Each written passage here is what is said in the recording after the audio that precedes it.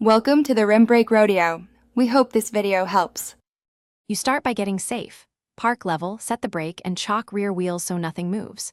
Once the car is lifted on stands and the wheel is off, you can see the sway bar link and its bushings clearly. This is the first actionable check. Look for torn rubber, rusted studs, or missing hardware. Those signs indicate failure.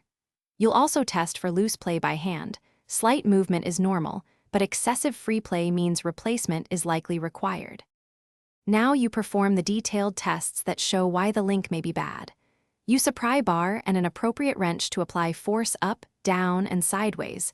Exaggerated movement or clunking tells you the joint or bushing is worn.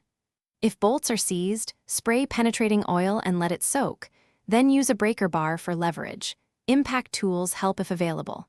Once free, remove the nut and separate the link from both the sway bar and the control arm or strut to inspect the replaced parts.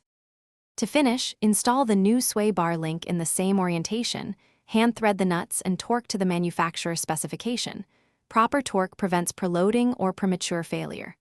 Once reassembled, lower the car, torque the wheel, and perform a careful test drive. Start with slow turns and then a highway speed check to verify no clunks or wander.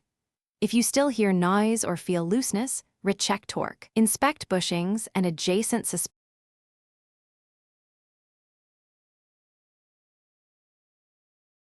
Thanks for watching. Consider subscribing if we helped you.